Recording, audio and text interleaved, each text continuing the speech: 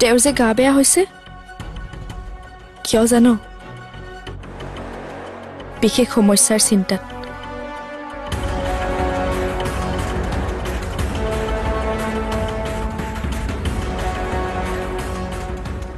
মুনু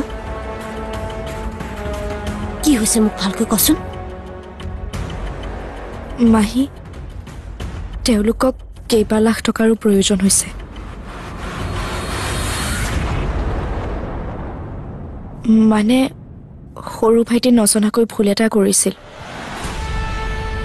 ঠগ কোম্পানী এটাত আনৰ পৰা টকা লৈ থৈছিল এতিয়া ভাইটি ফচিছে সেয়ে ভাইটিক মানুহবোৰৰ পৰা পুলিচৰ পৰা বচাবৰ কাৰণে টকাবোৰ ঘূৰাই দিব লাগে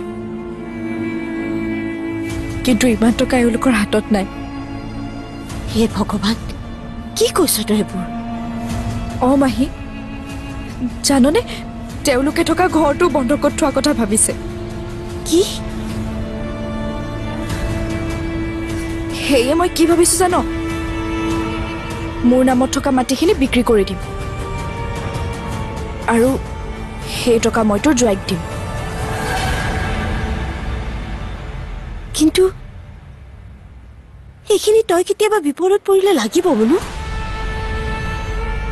কাৰণ তোৰতো টকা পইচা চাকৰি এইবোৰ নাই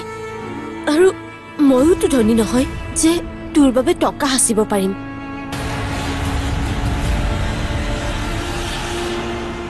ইমান দিনে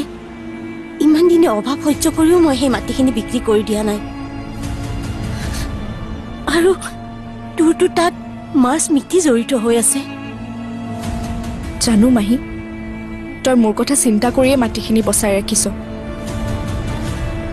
তাৰ বাবে মহাইটোক কিমান অত্যাচাৰ কৰিছে তথাপিও তই দিয়া নাই সেইখিনি তোক লাগিব মানুহৰ বিপদ কেতিয়া কেনেকৈ আহে কোনেও ক'ব নোৱাৰে আৰু বিপদত আমাৰ নিচিনা মানুহক সহায় কৰিবলৈ কাৰোবাক পাবি জানো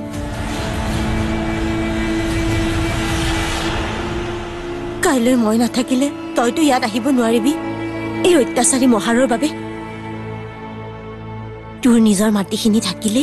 অন্তত তই কিবা এটা কৰি খাব পাৰিবি গতিকে সেইখিনি বিক্ৰী কৰিব নালাগে দে মুনু বিক্ৰী কৰিব নালাগে ভালেই হৈছে শেৱালীয়ে বিক্ৰী কৰিব বিচাৰিছে এই চান্স ল'ব লাগিব